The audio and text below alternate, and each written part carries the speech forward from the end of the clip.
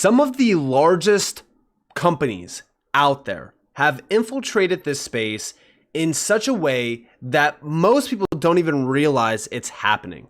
And we're going to be talking about it in this video. Welcome to the channel, everyone. My name is Nick. For those that are new to the channel, hopefully by the end of this video, you do become a subscriber. If we actually look at this company, this is FIS. And you know, this is just not your typical finance company that's, they might be moving some money or so. Like, no, this is one of the largest companies out there that is moving money. If we actually look at this, we do see the world relies on FIS. Our uptime is over 99%, keeping our system safe for over 15,000 clients globally. Our asset management technology processes 50 trillion on an annual basis. $50 trillion per year, over 15,000 clients, by the way, are which some of the largest players out there, PayPal, Cash App, Wise, Venmo, you name it, they rely on FIS. We see the world runs on FIS. We work with 95% of the world's leading banks. So when you buy a coffee, check your balances, or even invest into your 401k, you're likely running on FIS software. Now, just imagine if that software integrated blockchain or DLT. Let's be honest, it's very easy to take positions in crypto, but it's extremely hard to actually have a game plan in place when the time comes to take profits. And that's exactly why I released a completely free exit plan that you can apply to literally every single position that you take in crypto. And the best part about it is that it's completely free. All you have to do to get access is go to the link down in the description below and claim your access now. What are you waiting for? Capture those profits. Since 1968, we've been pushing the limits and building the strength of financial technology. That's why today, from Wall Street to Silicon Valley to places that have yet to emerge on the world scene, the most innovative companies partner with FIS to build differentiating payment, banking, and investment systems that improve the way we all live, work, and play. Now, if we come down here, we can see innovators start here and never stop. And this is why we look at like Google, Apple, Goldman Sachs, all of these big players that are tapped in with FIS. And remember that they are some of the largest names out there that are integrated with FIS. That's right. You know, beyond Goldman Sachs, beyond those names, you have Amazon on here, Target, Microsoft, CVS. Like, these are well-known brands, names, banks, JP Morgan, right? Now, as we do look at that, right, what about innovation? All right, back in 2021, we were actually looking at FIS closely because of WorldPay. Now, we know that WorldPay recently, their stake from FIS got bought out. We do see FIS complete sale of majority stake of WorldPay to GTCR. Now, the reason why this was a big deal is because WorldPay was actually, and still is, a GC on Hedera. And before this, WorldPay logo was FIS, but since then they did get bought out. We now know that WorldPay is actually moving towards more so stablecoin initiatives and really kind of focusing on that. But FIS still stays at the forefront of integrating with new technology and evolving with new technologies as well. And in fact, you could actually see that in terms of solutions that they provide. If you actually look through some of these things, it is very substantial on how they really kind of do business, specifically what they're focused on, which is digitalization or digitization of their internal processes, payments, things like that. Now, with that, right, I want to really kind of take a quick little, exit and go down another road that will lead us back to FIS. Over here, we have a post by Smoke Dog, and we have XRP Ledger can scale to trillions of transactions per second with the help of ILP and payment channels. This diagram below outlines how this works. And here we have XRP's on-chain speed is legendary 1500 TPS. This allows organizations to process trillions of transactions per second if necessary while settling summary transactions on the ledger. On top of this, ILP can work with these payment channels to process streaming XRP payments. This is the exciting future of real-time settlement. Now, again, the reason why I'm really bringing this up, and also don't forget the fact that Ripple at some point in time, I don't know if they still are, used to be a partner of FIS. So that's a big thing to really kind of focus on. But regardless of that, The reason why I really want to talk about the scalability aspect is because if we go back over here to FIS, we can see that 95% of the world's best banks are enabled by FIS.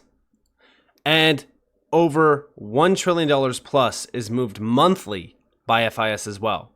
Again, it just shows you what type of demand there would be around something like FIS integrating DLT, which we know is going to happen at some point in time. We know that is inevitable. I don't think that we need to even talk about or speculate on if FIS will utilize blockchain or DLT within their internal processes. Now think about that. 95% of the banks out there would essentially be immediately ushered into a digital future by FIS integrating with DLT or blockchain. But over here we have the payment channel as well. This is the IOP schematic payment diagram utilizing XRP Ledger for settlement. As you guys can see on the bottom there, you have underlying ledger, the Ripple XRP main ledger, and this is all around transactional flows with IOP. Now, building upon that, we have over here from XRP Drops, the XRP Ledger payment channels. Payment channels allow for even faster XRP payments that can be divided in very small increments and then settled later. XRP Ledger can scale to trillions. See post below. The payment channel operates independently of the ledger, which is how they're settled so fast. Once the maximum limit is set, those smaller payments are debited and a claim is issued for the transaction. Those claims are then bundled for settlement back on the ledger as a whole. Those smaller transactions can be confirmed as one larger transaction on the XRP ledger. And check this out. Allow for even faster XRP payments that can be divided into very small increments and then settled later. While the XRP ledger already facilitates payments within seconds, there are use cases where payment channels would be beneficial, like streaming payments, pre-funding accounts, or setting certain credit limits. A common example is for websites where content is monetized by the amount of time a user spends reading. Payment channels mean that only the time used is paid for, down to the second and fraction of an XRP. An important note on how these payments are processed. While transactions are open on the XRP ledger, the payment channel operates independently of the ledger, which is how they're settled so fast. Once the maximum limit is set, those smaller payments are debited and a claim is issued for the transaction. Those claims are then bundled for settlement back on the ledger as a whole. This process means that each of these smaller payments don't have to be confirmed through the consensus process as they happen, but rather can be confirmed as one larger transaction. To learn more about the fundamentals. So you guys have it. And again, this is all through IOP. This is all, integrated with how, think about how scalable the XRP ledger actually is with XRP. I mean, it's insane. So as we do look at the whole narratives around all the money, I don't think that all the money will move over XRP and the XRP ledger. But even if 10% moved over the XRP ledger, just think about how massive that would be. And I do think that that is, a possibility. I definitely do. Now, it's going to take some time, obviously, but that is something that I'm really kind of looking forward to seeing potentially happen. Now, also over here, we have from a Ripple employee, big shout out to Smoke Dog for this, former Ripple employee Marcus Treacher, confirming that XRP is infinitely scalable with the help of IOP, and that the liquidity model of XRP was meant to scale to 7 to 9 billion people. If you didn't know, that's every single person on Earth, all of the money. Listen. We've configured our technology in a way that really fits the problem of cross-border payments liquidity very, very well. So for the cross-border payment challenge, we've created an open internet model. We call the idea interledger. So interledger, like the internet, supports our Ripple technology globally. And that model does not require a single universal common blockchain. It requires a very open blockchain interconnectivity. And that means that the volume is theoretically infinite. It's like the internet never runs out of capacity. Elements do, but the internet still works because it's inherently decentralized. So Ripple is the same. So we have a decentralized model, which is infinitely scalable. Supporting that, we have our liquidity proposition, which uses XRP, and that's a classic blockchain. But XRP was designed from the outset for transacting. So unlike the likes of Bitcoin, which is very slow and slows down as you continue to build on volume, the XRP model is very, very, very high speed and very high capacity. So the liquidity part is very adequately served by the XRP model. The wider network we're creating, where if you're really going to create something of value for 7 billion people in the world, or 9 billion by 2050. So you guys have it. And again, this is basically targeting all of the money. Now, is it going to actually happen? It's questionable. It really is questionable because it might be capable of doing so. Doesn't mean that it will. That's the big question.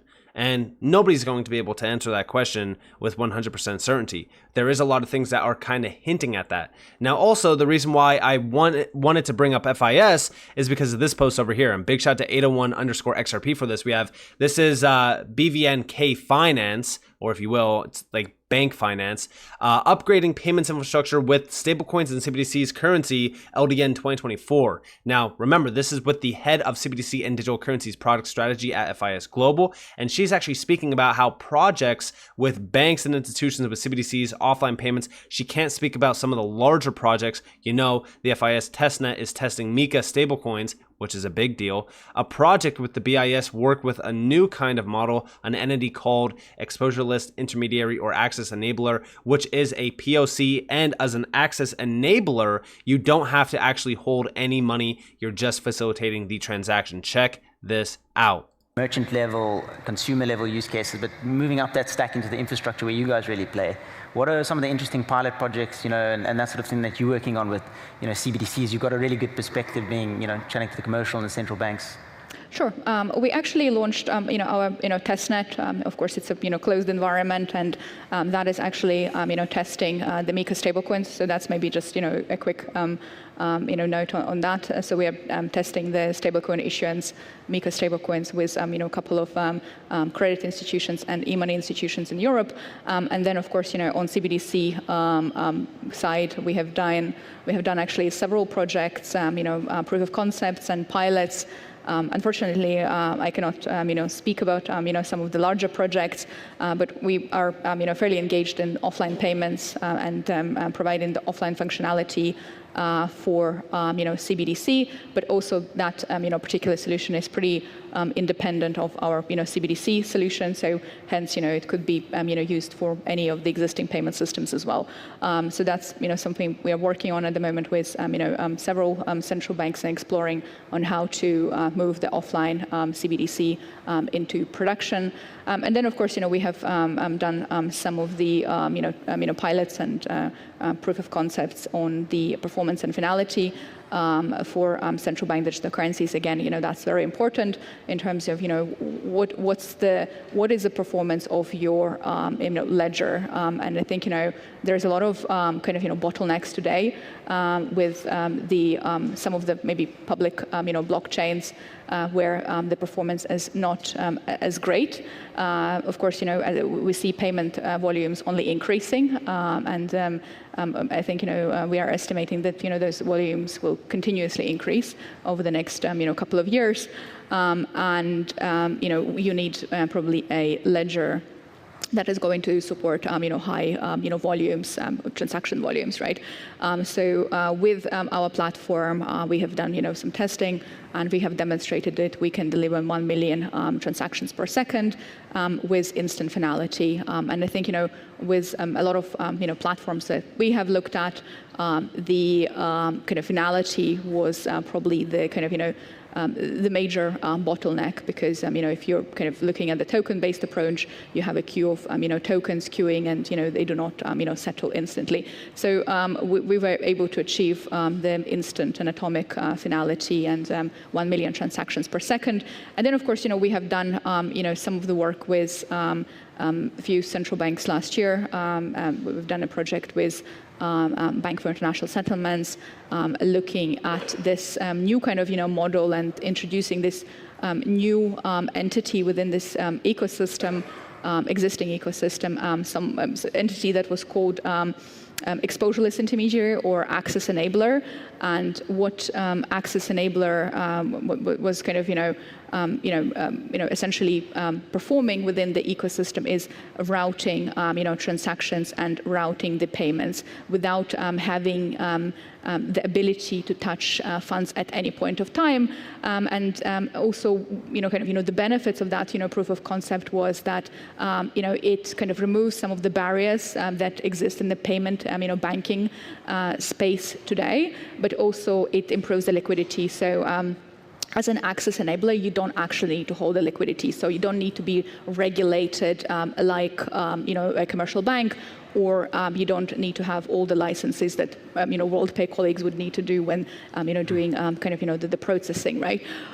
So there are lots of benefits of having this exposureless model where entities are just acting as a facilitators of the transaction rather than holding the liquidity or touching funds at any point of time. And of course, there are a host of other CBDCs, but I think we're short on time. Yeah. Sorry. No, I don't know. It's interesting. So a lot of interesting things happening at that institutional level, of the stack as well. And there you guys have it. And when we really look at this, right, the BIS, we know the BIS is locked in with a lot of these big players like Ripple. The FIS, back in, I believe this is like 2023, it might be 2023, we have enterprise payments are evolving. When will you, right? It's coming from the FIS, all right? We can see all of the international and domestic credit transfers. We could see all who's being tapped in here. But then down here, we have RippleNet being mentioned. And by the way, this is talking about and addressing the changes happening around payments and finance. And if we look down here, we could see the international and high value domestic payments, who's really kind of centering around this, who's focused on it, and who's being tapped in, and who has the highest potential to ultimately dominate this space. And RippleNet is being mentioned here. And we have San Francisco-based company Ripple offers RippleNet connecting banks, payment providers, and corporates. RippleNet uses blockchain-based technology to enable low-cost real-time messaging and settlement transactions with upfront transparency of end-to-end fees and execution time. And, this is a full-on integration. This is FIS's integration with Ripple's blockchain-based solution is being used at our clients' businesses for making cross-border remittance payments. So you have confirmation from the FIS that their clients are utilizing Ripple's blockchain-based solution. And you have confirmation that FIS is working with Ripple. And we have the integration covers transaction creation, ingestion into the network, and upfront transparent disclosure of fees and Forex rates before the customer confirms the transfer. This is a very substantial integration because like I said, right, with just one integration, like for an example, with FIS, you now have exposure and potential exposure to trillions of dollars, 95% of the world's best banks out there. Guys, they're processing $50 trillion already. I mean, this is a crazy, crazy business and company. Just one name, by the way. And it just shows you. And if you actually look here at who we serve, you could go through all of these names. Guys, they are fully tapped in. This is one of the largest finance companies out there. They're locked in. They already have an integration with Ripple.